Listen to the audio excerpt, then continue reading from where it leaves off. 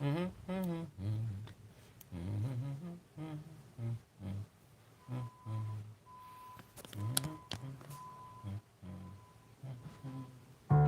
good enough.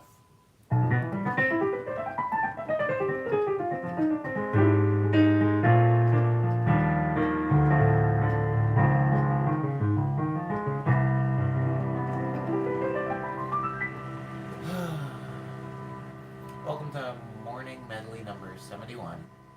It is garbage day, as it is every Tuesday, so expect a little bit of a noisy stream, lots of beeping and banging and smashing about.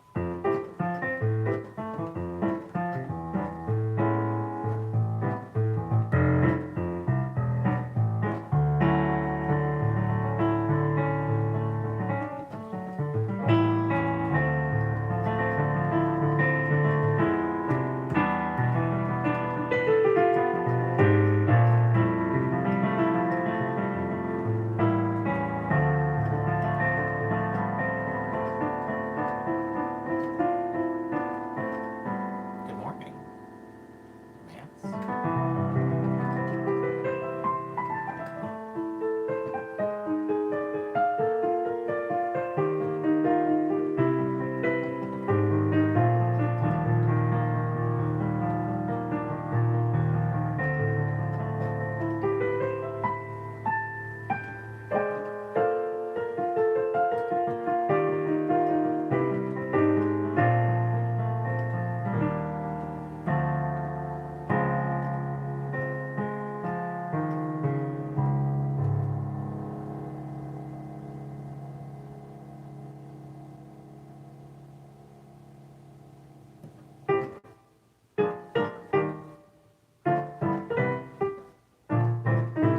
Oh, a nap. What time is it over there?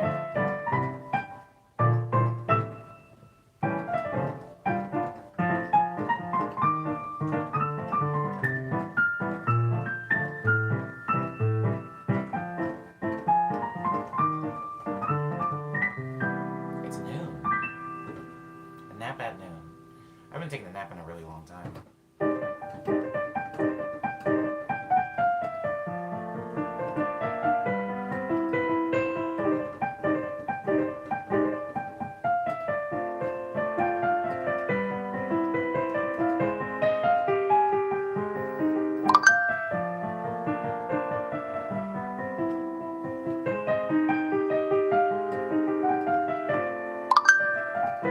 Uh-oh. I forgot a very vital part of the stream. I have to silence my phone.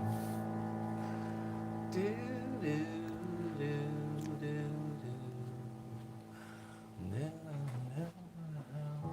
Sorry. Oh, you're in Florida. It's electrical school. Good morning. Or good afternoon for you.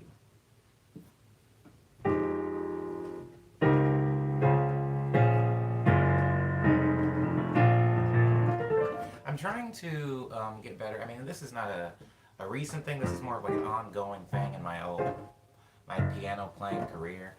I'm trying to get better at playing some of my more common progressions in different keys, I guess.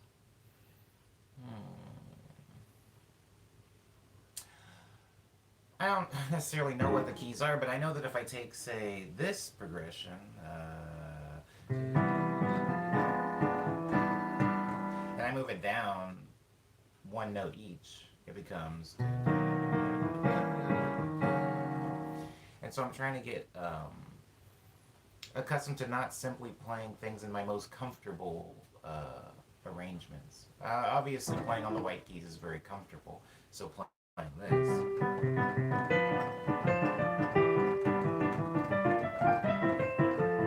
It's like all white keys stuff, for the most part. And so I'm trying to get better at playing those things.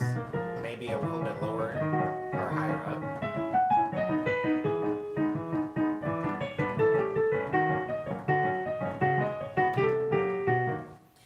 And it's opening up a few new like avenues for me of chords that I don't normally play. Yes, it's kind of like getting out of the comfort zone there's a lot to do on a piano, and obviously, since I kind of have found a place or a range that I can play comfortably, there tends to be a lot of repetition. Um, like that chord progression I just played.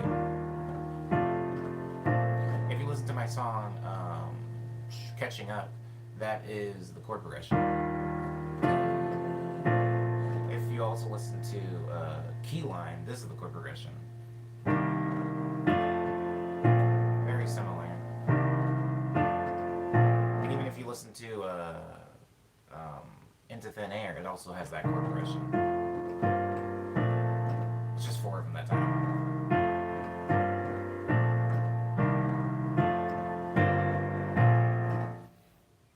And so I feel like if I take some of those progressions that I tend to play a lot and move them around, it might open up other keys, or mostly for me, just like chords and ways that I can play the melodies.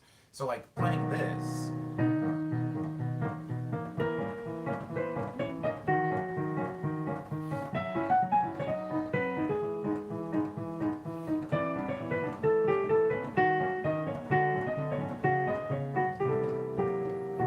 Now, while that is just basically this, except moved one note down.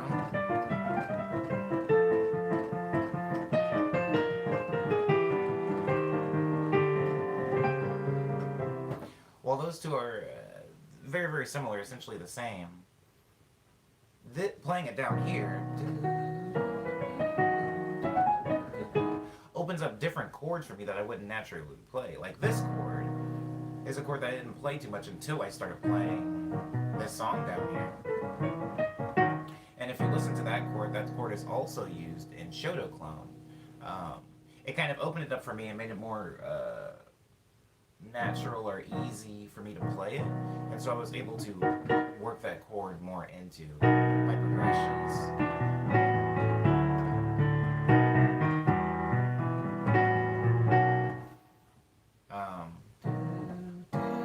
In that chord, this chord's fun because you can move it around a lot.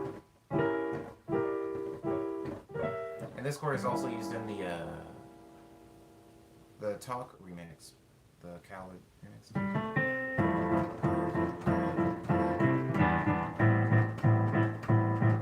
Oh, that's wrong.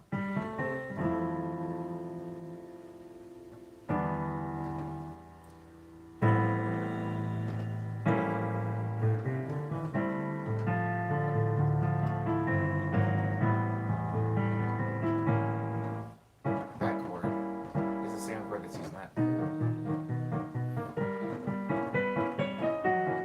Wow, piano is so weird. Anyways, good morning, Lindsay. Welcome back. Shoto Clone and Quick Breath are some of my favorite jams. Oh my goodness, what an interesting taste you have. I do like Shoto Clone because Shoto Clone was kind of the apex of my percussion arranging ability at the time of its production. However, Quick Breath. Quick Breath is a sample of one of my songs off of Daydream. If you listen to the beginning, it's one of my songs chopped up. I think it's the song Uptown Sizzle. It's chopped up. Yeah, it's very sunny in here. I mean, I can move this to try to save some of the, so that at least I come a little bit more clear. Oh, it's still happening. Wow, the sun is a weird thing, isn't it? How is my future was as bright as Omni's room? My room is very bright every morning. I do like that. Though I have two windows and they kind of face sunrise, so I always kind of get a lot of sun in the morning.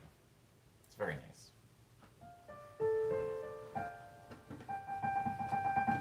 Okay, so I think I finally decided what I'm going to do to evolve the stream, right? We're at number 71, and this probably won't happen until 100. But what used to happen a lot in the stream is, and I'm talking about like a while ago, like Instagram streams, it was a little bit more freeform.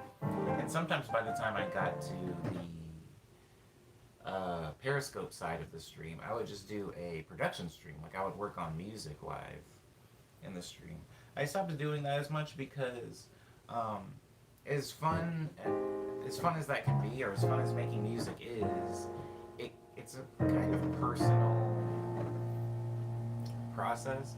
And I've noticed about myself, I do it a little bit different when people are watching me. That isn't to say that I have some like fake production process specifically for entertainment purposes, but I will say, and I think this goes across the board for most artists, is that when you are creating, truly sitting down to create, and you don't have the constraints of time or performance, you are really allowed to kind of sit and dwell in your ideas, make mistakes, go back, erase things. And I think that a lot of times when somebody is watching me produce or write or arrange or compose, whether they're a collaborator or an audience member or somebody who's paying me to do it, um, I will be a little bit more urgent and maybe a little bit more diplomatic in my choices. For example, actually, I have a really good example for this. I'm going to show you a little bit later in the stream because I would have to move over to my computer, and I don't want to keep going back and forth. But last night I was working on a song, and the song went through like 5 different iterations before I finally landed on the version that I ended up releasing, or not releasing, but saving. Now, it is about to get really noisy because of the garbage truck. So I'm just going to play through this and not talk because you won't be able to hear too much of me. At least for a few seconds.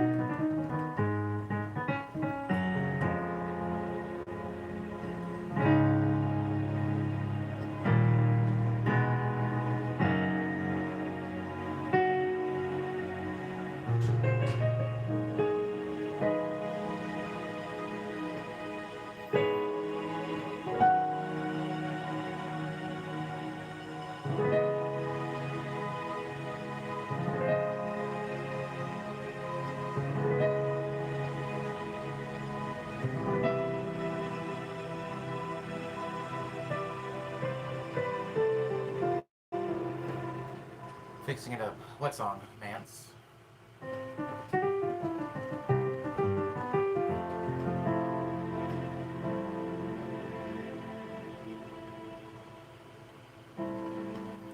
I've already remixed the garbage truck, Anwar. That was in the early streams, Instagram streams. I don't know if you were there for the Instagram streams, but that happened already. We were talking about the reversing sound of it, the like beeping sound.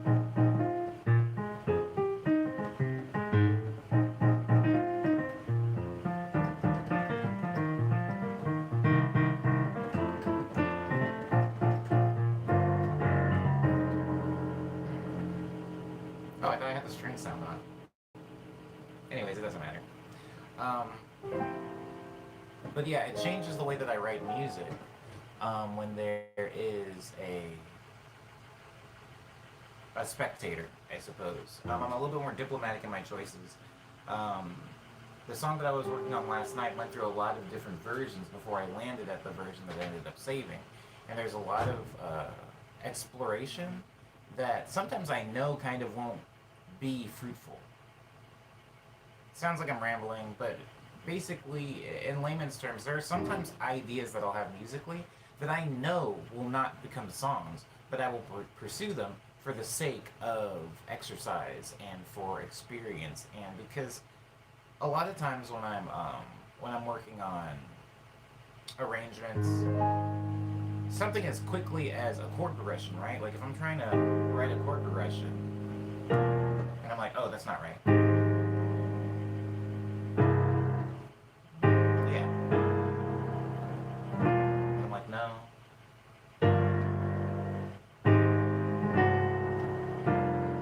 It's a lot of like guesswork. And that can be true, I mean, maybe more so when it comes to composing and arranging songs. And so I am less inclined to take a lot of that guesswork and take those avenues down to maybe their possible dead ends when there are people looking, because I feel like I need to make this, one, entertaining, and two, like worth people's time to even look at. So it wouldn't just be somebody like jamming and rambling around. Because a lot of times, if I'm being honest, when I'm working on music, I walk away with experience and maybe a little bit of knowledge, and maybe having had practiced and dusted shaken the rust off of my playing ability. But maybe I don't leave with a song or even an idea of a song. Um, it would be cool if you had a real piano. You should invest in one. I do not want a real piano. I do not want a real piano. A real piano is a luxury. Leo. Is it Leo who asked that? A real piano is a luxury. I can go over all the reasons that I do not want a piano at this time in my life, but I'll narrow it down to five, Leo. Reasons why I don't have a piano. They're extremely expensive, prohibitively so. So think about this keyboard, right? This keyboard, I can't actually remember how much this keyboard costs, but let's just say it was 1/10 of the price of a real piano, as you said. This keyboard costs 1/10 of the price of a real piano. It has several sounds in it. I can use it for live streams. I can move it around my room. I can take it to a live show if I wanted to. I could even perform outside of my apartment with this one. I can't do that with a real piano. Real piano has one sound on it. It's extremely heavy. It's very expensive. You have to make a lot of room for it in a household. It doesn't just neatly fit at the foot of your bed. You kind of have to make room for it. I also don't live on the first floor of the building. I live up some stairs, so I would have to be able to transport it up to my floor. The list goes on. I do not want a piano. Not right now. Maybe one day. Maybe when I'm old and gray and I have a house somewhere and I just want something to mess around with me and for myself. But right now, most of my keyboards and instruments, I'll just say gear, most of my gear exists specifically for creating and performing music in an entertainment fashion. I can make a pretty valid argument that my MIDI fighter isn't really for anything other than performing. Practicality over grandeur, Tommy. So concise. Very concise, very articulate. Yes, that is essentially why I don't have an acoustic piano. I was out and somebody actually offered me their piano for free. He saw me playing piano and he said, me and my wife are trying to get rid of the piano. We're moving to New York, and we just are not going to have the space for it. And we see you play at this coffee shop every week. We would love for you to have it. My wife loves your playing. She would love for you to have it. And I had to tell him, I mean, I have nothing to do with a real piano right now in my life. Unless you were going to hire some piano movers to move it into my apartment and also make room for it, which I just don't have. It would be a waste. It would be a waste. I actually started thinking about recently getting rid of my accordion for similar reasons. Yeah, I can always play the public ones. Bro, let me get you in one of those grand resorts in Disney and rock the grand piano. Those Disney resorts that you're thinking of that have people that come and play the grand piano, those people are paid to do that by Disney, and those people are not kind of just jamming out and playing whatever they want. There is like a script, just like everybody else in Disney. There's certain songs that they have to play, which means that they have to know how to read music, which means they have to be okay with playing non-original things, which is not exactly my thing. They're not going to let me come in there and play Shoto Clone on a Disney piano. Somebody says you have an accordion. Yeah, I have an accordion.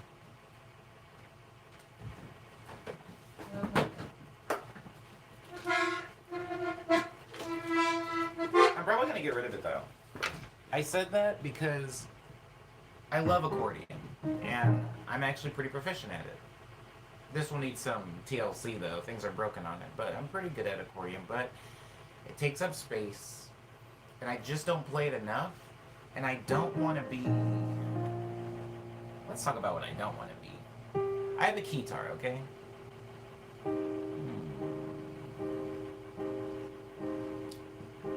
I have a guitar, and I bought my guitar from a man in Arizona.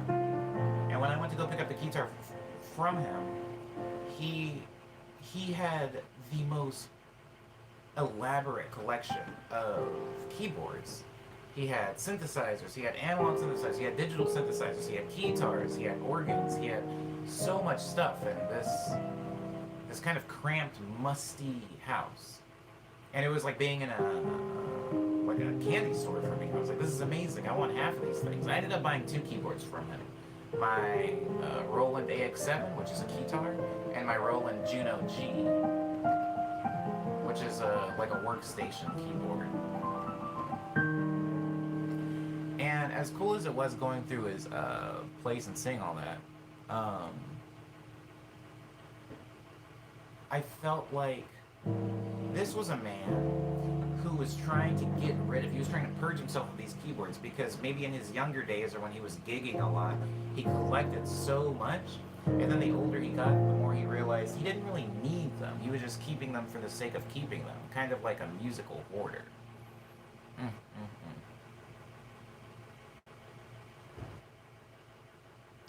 And I look at my bedroom now, and I can give you guys a full 360, but I'm not going to at this point. But there are, I mean, just sitting here, I see accordion, guitar, digital synthesizer, analog synthesizer, another digital synthesizer. This is a digital synthesizer, Roland SH201.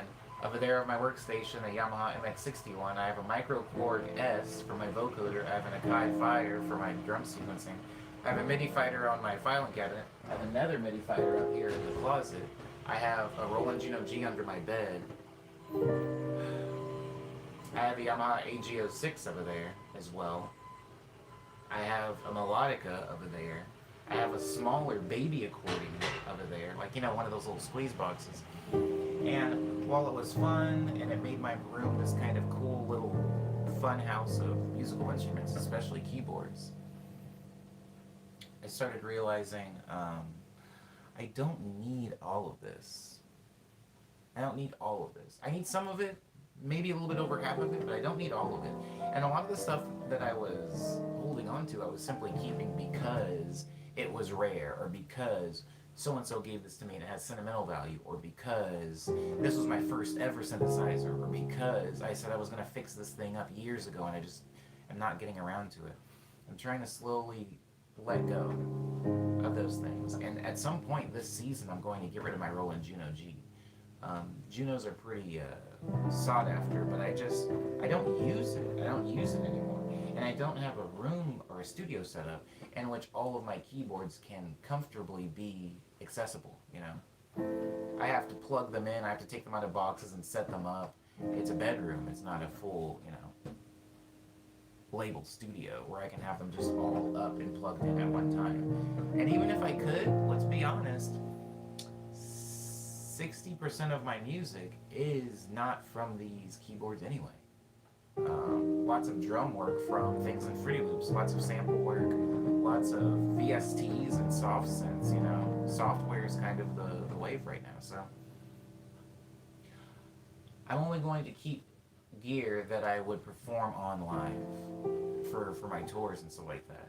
And typically that's only the white stuff, like my Micro Korg S, my Roland SH201, my Yamaha MX61, my Akai Fire, my MIDI fighters, my AG06. Those are my white pieces of gear. All of the black pieces of gear, my SH201, my Juno G, my... Oh, I forgot I had that. I mean, my melodica too. All the black stuff is going away. All the black stuff is going away, all the white things are going to stay. It's like gentrification. Anyways, yeah, so I probably won't be getting a real piano. I think that I'm going to I think I'm actually downsizing instead of upsizing. Upsizing? Upscaling? A lot of people will say, what is your dream piece of gear? What's the piece of gear you want right now? And I feel like I have the opposite of that. I have gear I need to get rid of. I have too many fighters. Nobody needs too many fighters. Well, I don't need too many fighters. I'll put it that way.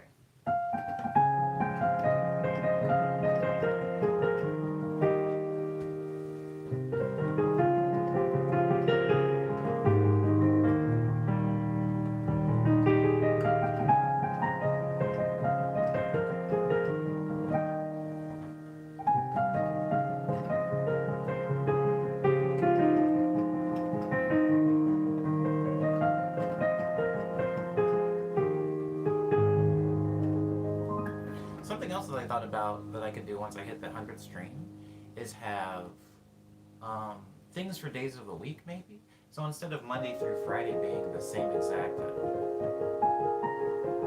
stream setup or stream schedule, maybe on Tuesdays that'll be the production stream, you know? And then Wednesdays will be something different. Maybe a tutorial stream or something.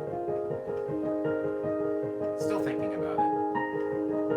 Putting it together in my head.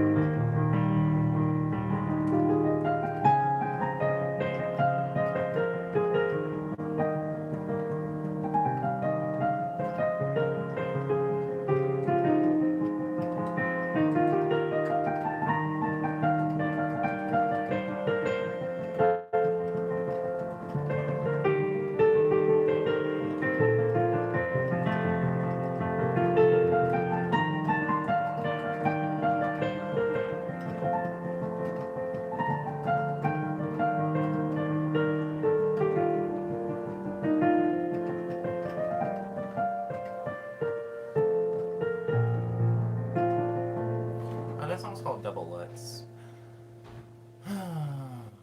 Oh man, that song is so difficult for me. That song is going to be a pain to record if I ever do record it, because I have never gotten through that entire song without messing up. And I'm like really finicky, and I really like doing songs in one take. I don't really like having edit points, so that song's probably going to take me an entire day to record. I hate this feeling. I mean, this is a musician thing. I don't know how many other things will be relatable to this. It's a very specific thing. Maybe athleticism. But being a musician, and then when it comes time to perform or record, it's almost like the longer you spend trying, the worse you get. One would say that if I'm trying to record Double Lutz and I mess up, like I can start over again, and I can keep starting over again, and I would keep getting better. But I feel like usually what ends up happening is there's this kind of like weird curve of like you play something and you get a little bit better, and then you hit like an apex, and then you get worse and worse and worse until you're making like stupid mistakes. Like you're like forgetting what the first chord is even, and you're like, how is that possible? I've been playing it all day. What's happening to my brain? And so days of recording, especially recording my piano arrangements, are a nightmare. A lot of times I'll have very, very chill piano chords that kind of come in over something. This was true in things like Vanilla. Not a lot of articulation there. It's just chords.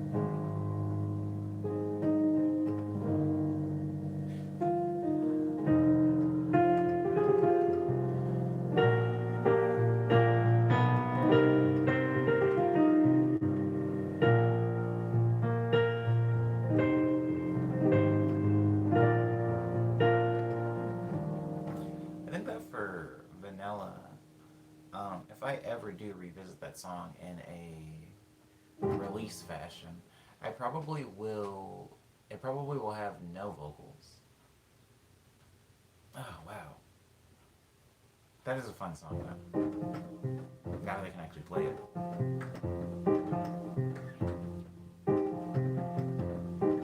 Wow, it's so quiet in my neighborhood. This is not unusual. Where's the garbage?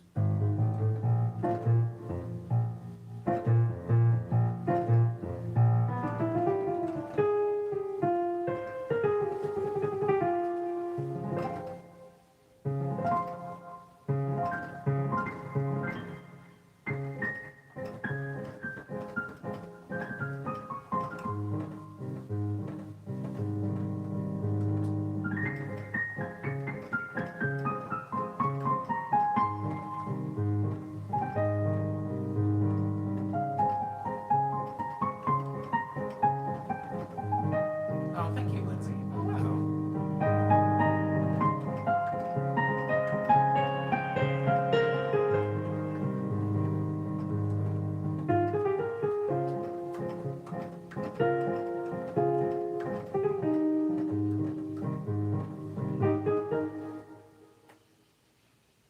Parrots are so loud. Does anybody else live somewhere where there's wild parrots all the time?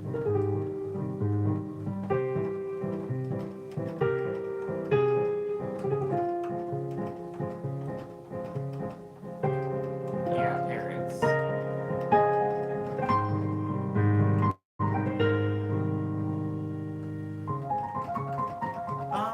Weren't you in the stream, Lindsay, where all the parrots were like in the tree outside, and I took the camera and pointed at them? Were you not in that? You must have missed that stream. There was a bunch of. I was trying to stream, and it was almost impossible. The parrots landed in the tree. They were just screaming, and I had to point the camera at them, and Leanna made a joke. I can't remember what the joke was, but it was funny.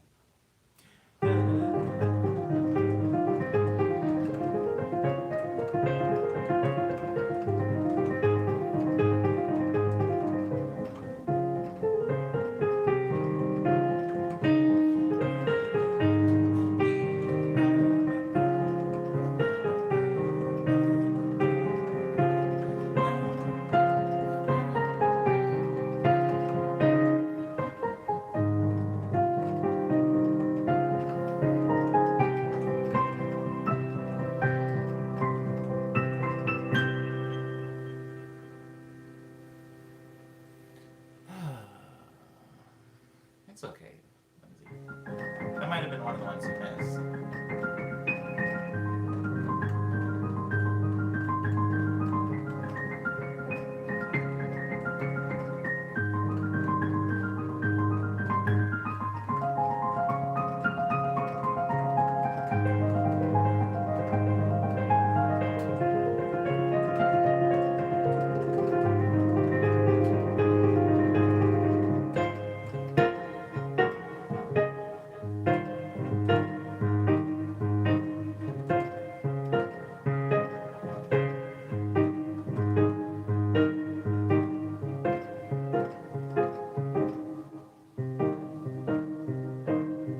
Ooh, I like that chord. How do I work that in?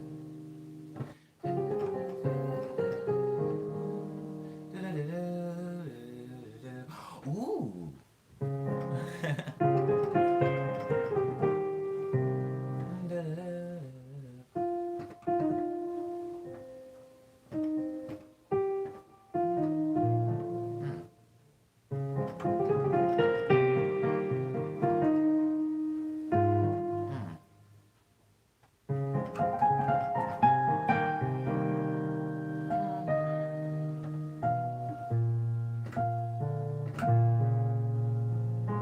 Oh.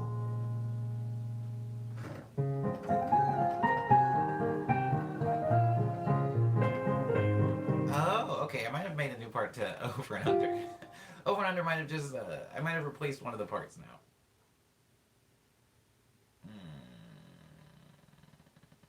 Hold on. No, I have to start there.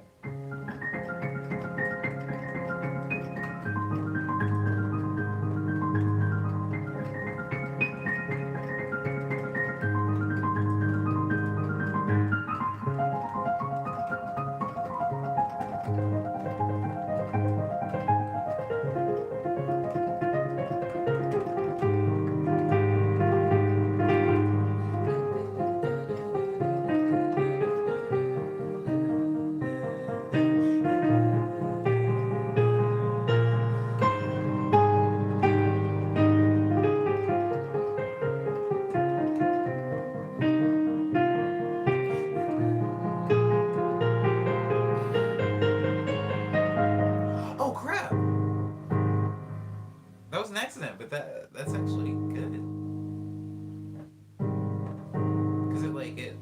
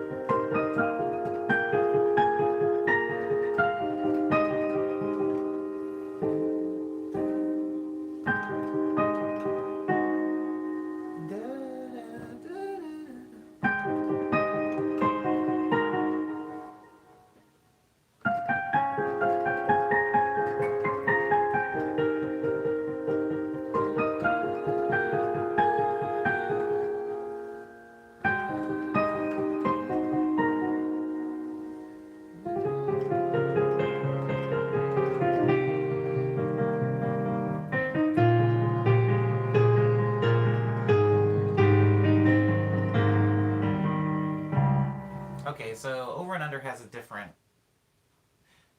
I'll just take out. I'll take out this part. Or I can like. It'll go.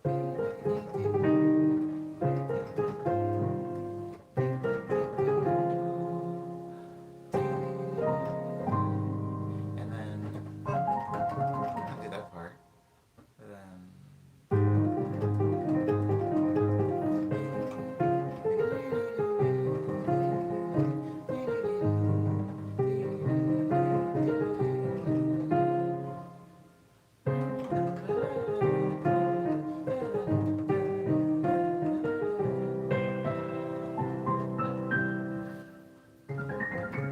Then I can go down.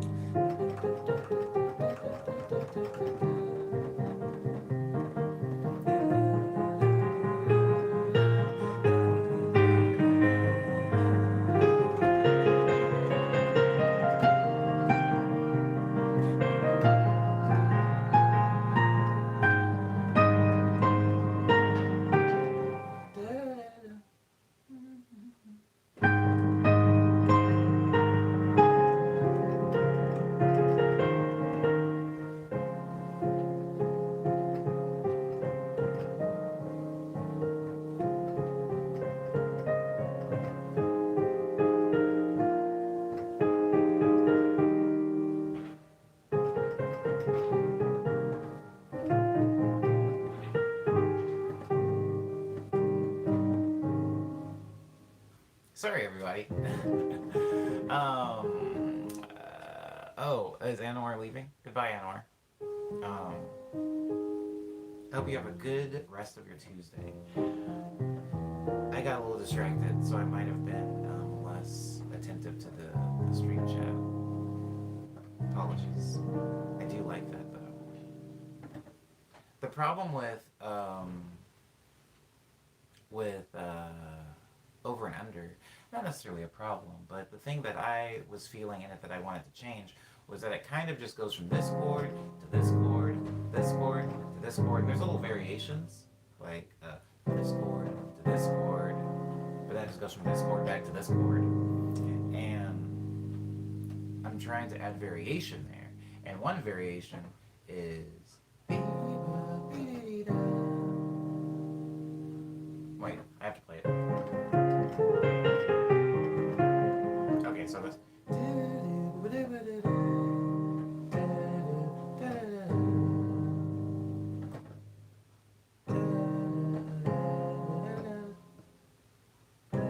Really hard to play without the right hand. Anyways, but those are still kind of the same chords.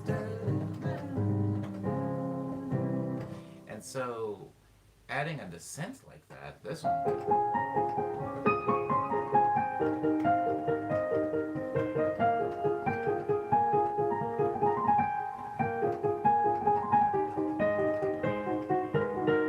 but then from there I want to go.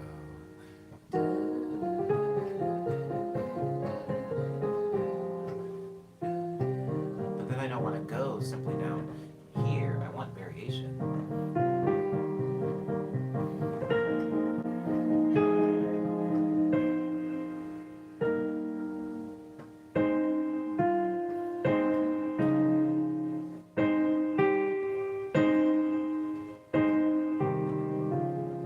I don't know. We'll figure out that part later, but I made a new part. I made a new part to over and under. This is why I can't record these songs, because they're ever changing. Anywho, we're at 45, 43, 44. Wow. These streams just fly by, I mean, when I get into a groove, unfortunately. At this point in the stream, I am going to go over to my desktop to show some things. Because I'm trying to ease myself into what would be a more varied stream once we hit 100. And it is 30 streams away, but it's never too early to get accustomed to that. So I worked on a song last night that I want to kind of show for the sake of transparency, because this is the first time that I've worked on a song for Omni Boy this year. A lot of the stuff that I've been working on this year has been commission stuff, like working on game score, working on somebody's YouTube thing. So I've been trying to get back into writing my own music. It is difficult though. I took a very long break, if I'm fairly honest, because when Quick Breath and Ego Death came out, those bodies of work had been finished for quite a while, and so if we're really looking at original Omni Boy productions, I haven't really made a new Omni Boy song in like original for me to release, like 8 months. 8 months. It's a very long time for me. So, and that's not for lack of working on things or for trying, but there just hasn't really been anything that has felt good. And the thing last night didn't necessarily feel good, but it felt very close. So I am going to keep workshopping it. But I thought I'd share that in the stream because I am rather secretive about most of my work, about all of the songs that I make. Isn't this weird? I don't know if anybody knows this, but it's a little brown hanging from my chest pocket, but the chest pocket's upside down. You can't put anything in it. Anyways, for sake of, oh, goodbye, Lindsay. Thank you for being in the stream. I really do appreciate you. You made it 45 minutes, which is, 3/4, so you were basically here for the entire stream. I hope you enjoy the rest of your Tuesday.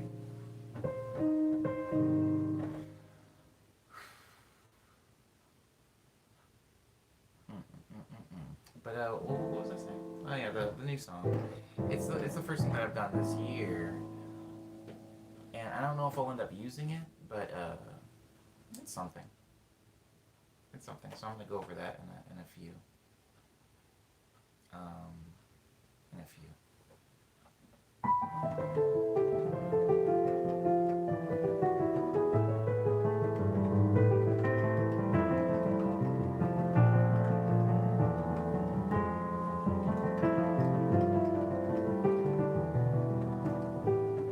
Get Luigi's Mansion 3 if you haven't got it yet, says Tommy.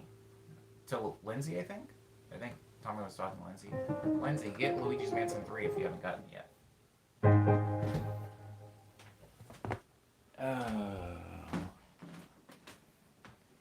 Beep bop lula, she's my baby.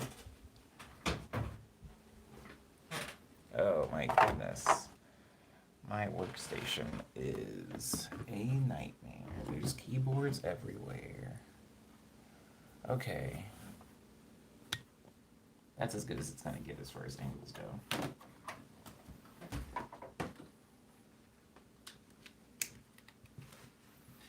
Whew, it's kind of cold in here. Kind of goes for most people with a Switch. It's a very pretty game. Oh, word up.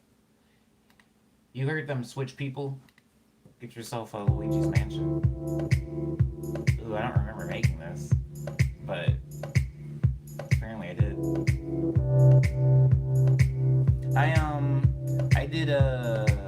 I did side chaining to chords, which you can kind of see there.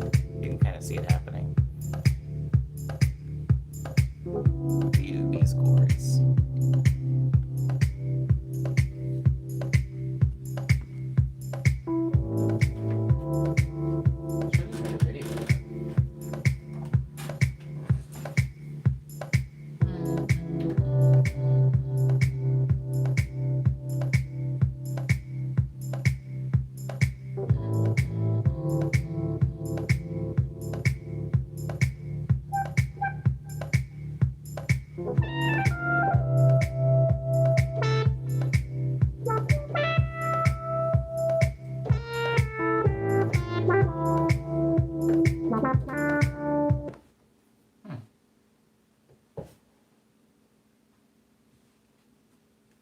That is so funny.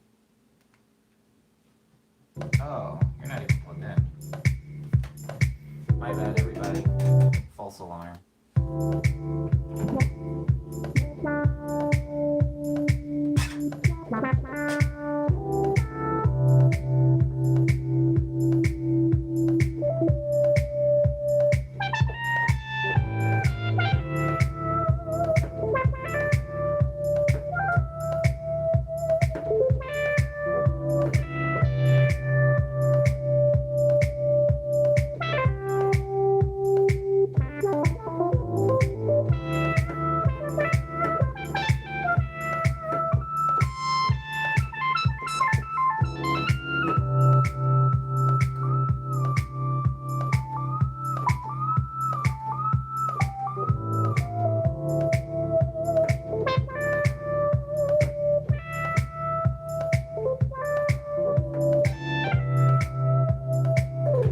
That's actually not what I'm in this stream. That's not what I'm supposed to do in this stream. I guess I didn't close Fruity Loops last night, so this was just open when I woke up. So, let me save this really quick.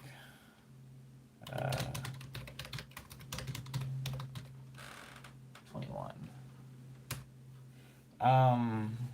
So the point of the stream was to show a new project that I was working on. Word up. Thank you. I'm glad that you liked that. I like that sound. I like that lead specifically. It's called Duck Lead, and I guess I kind of get that it sounds like a little bit of a duck. It has a duck sound to it. Duck sauce. Remember duck sauce, everybody? Okay.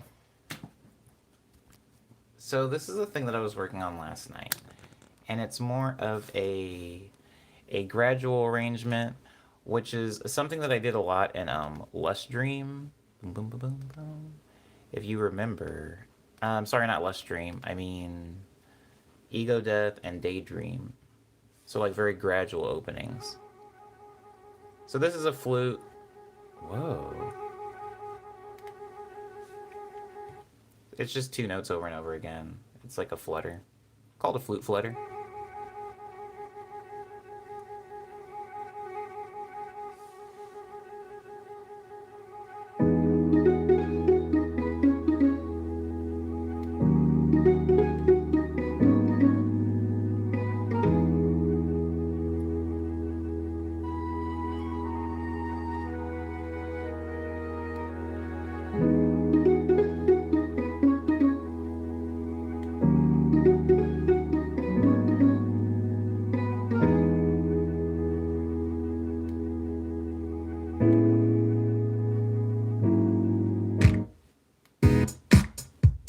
Put something in there.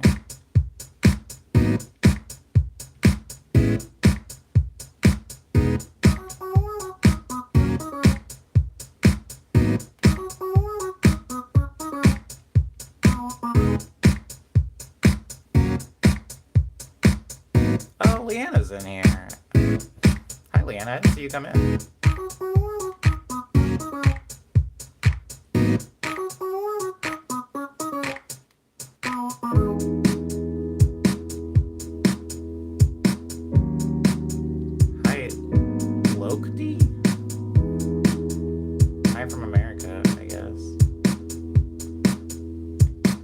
See, the problem with the problem. Well, I guess I shouldn't always open things with saying it's a problem, but the thing I'm trying to fix about this song, it's just a fancy way of saying it, a problem. The thing I'm trying to fix with this song is I'm trying to keep my songs a lot shorter now. If you listen to a lot of my older music, you know that I never shied away from making a 5 minute song. Now I'm trying to keep the songs in like pop length, which is like 2.5. It's like 230 to 320. It's like two. No, 230 to 320. Yeah. So like that melody,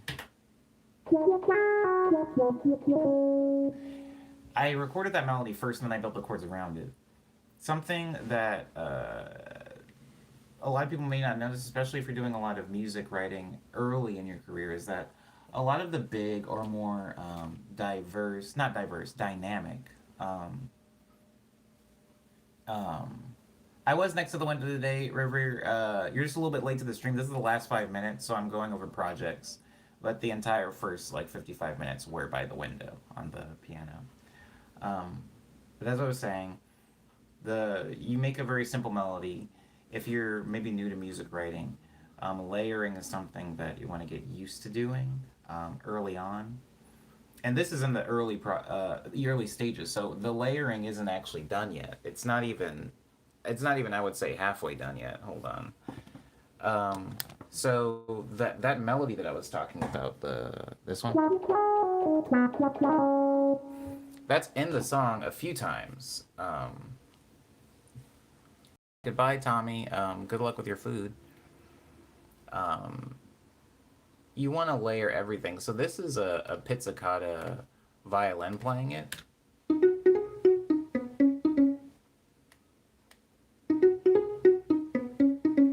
And then this isn't, sorry. And then this is an English horn playing it.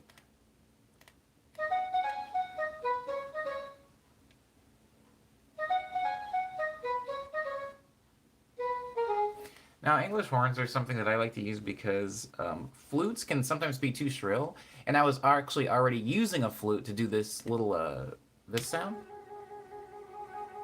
the little flutter, and so I didn't want to have the clashing of the flutter with a possible flute also playing the melody, and that's why I used a an English horn on top of the flute. They can both kind of coexist. Um, the pizzicato string is to add some percussiveness to it, some percussion to the melody.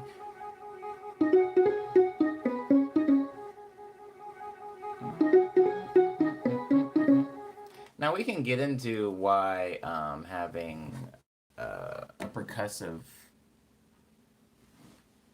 I guess, aspect to a sound can be important.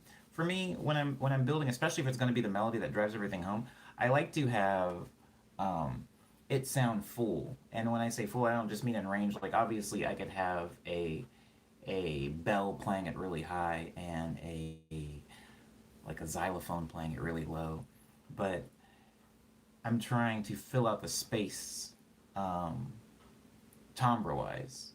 And so when you're trying to fill out the space timbre wise, you can think about the sounds as almost like colors or as like physical things. Like, ooh, this sound sounds really scratchy. This sound is really smooth. This sound is very percussive, like it has like a slap to it, like a pizzicato string does. Has this like plucky thing to it when you're hearing it. Very plucky. It's like there's a hard surface happening. Whereas in an English horn, it's a little bit more airy. And so combining a lot of those sounds can give you a more full and harder hitting melody. And when I say harder hitting, I don't necessarily mean as far as like dBs. I mean harder hitting as far as um, pervasiveness and another P word. Oh, like as far as it penetrating the song. So there's going to be a lot of things happening in the song. Hello, Mobtown. And if you add a lot of different like timbre things, like it is percussive and it has like an airy and it's soft and all these things kind of combine making one sound that'll punch through the rest of the song, therefore making it a little bit more catchy to people.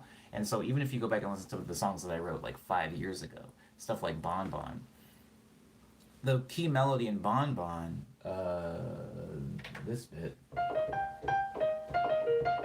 there's a piano playing it, there's pizzicato strings playing it, there's a person's voice singing it, there's a glockenspiel playing it, there's a lot happening that is they're hitting the same notes.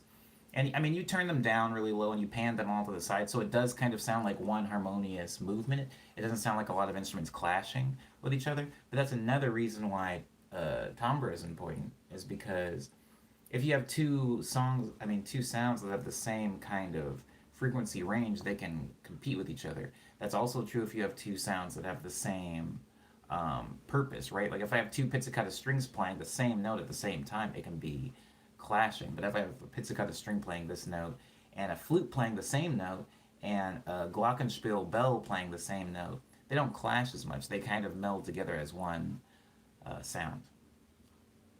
Now I'm going to go to the closing of this song, and really, really quickly, I'm just going to show how that same melody can be transferred to a waltz rhythm. So that same melody.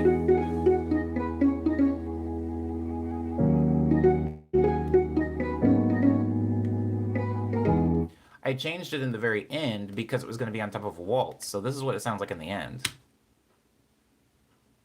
Oh, it doesn't sound like anything. Sorry.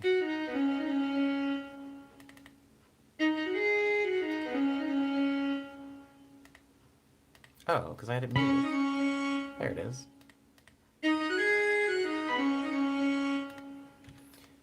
And so the reason I did that is because there is a waltz rhythm here. It's happening with an accordion. It's happening with this sound here.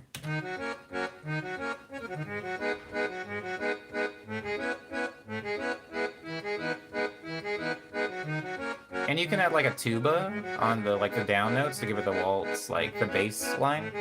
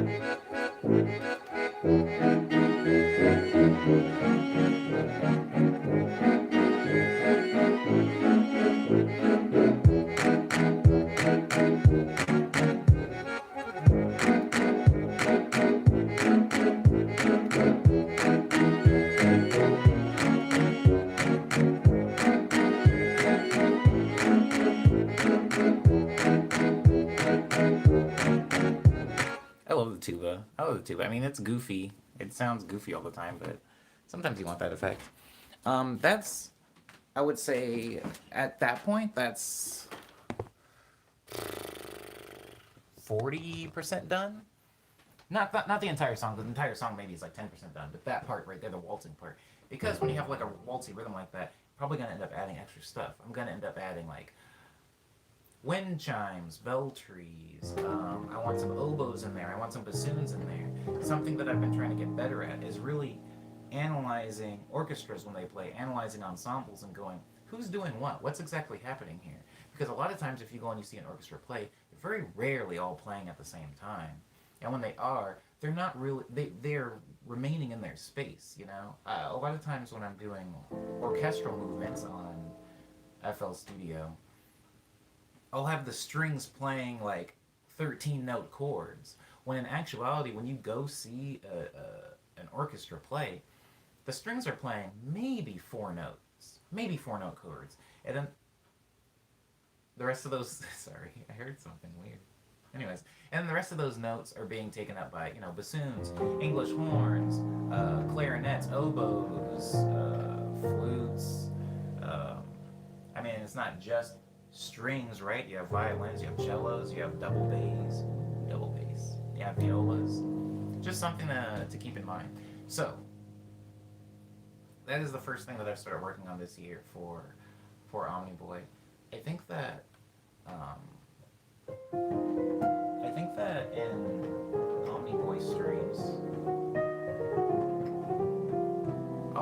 to show more projects going forward.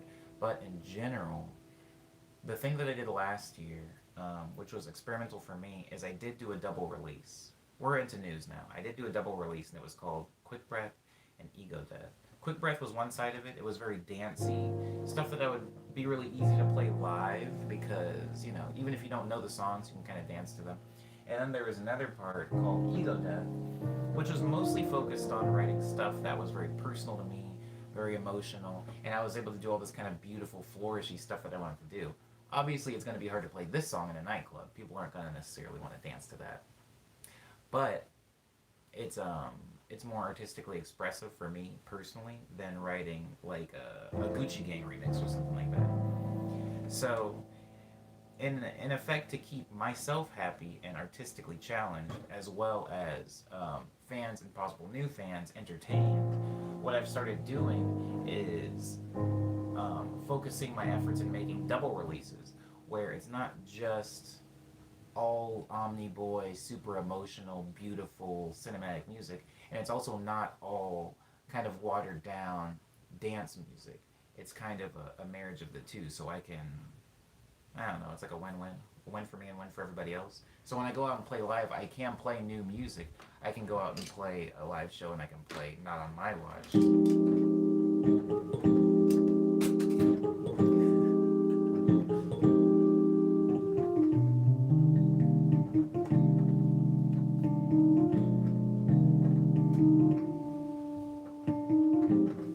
And then when I when I perform, maybe more when I perform shows that are maybe more catered to me and all of the stuff that I write, I can play, you know, something like that.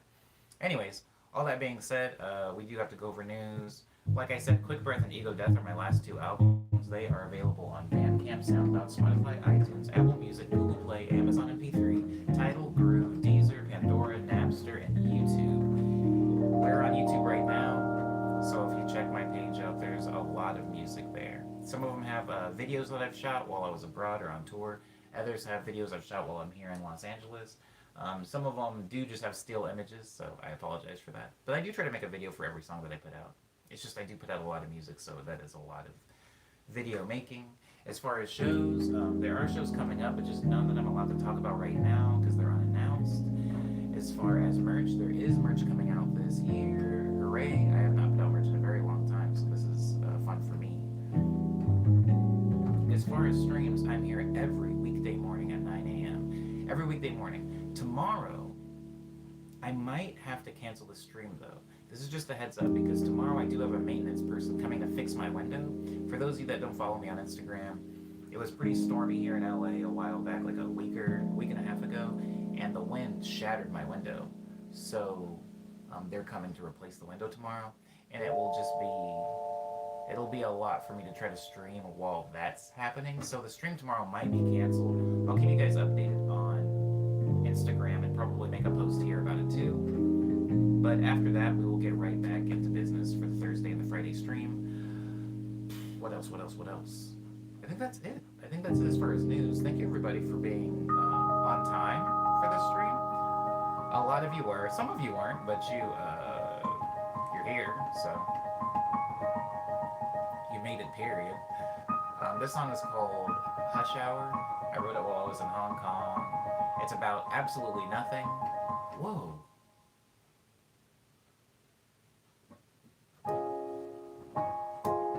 Should I write words to Hush Hour? Should I make it about something?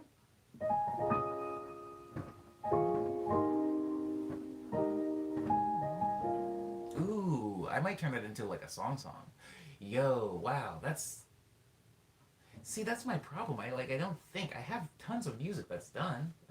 Anyways, this song's called Hush Hour. It doesn't currently have any lyrics, but... I might turn this into a full-fledged song and then just make this like the acoustic version of it. I'll just have two versions.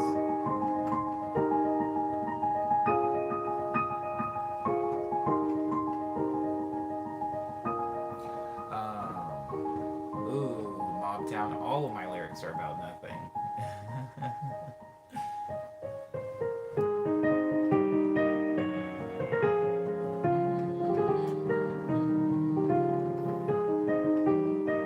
woke you up? Is that a good thing though? Didn't you want to nap?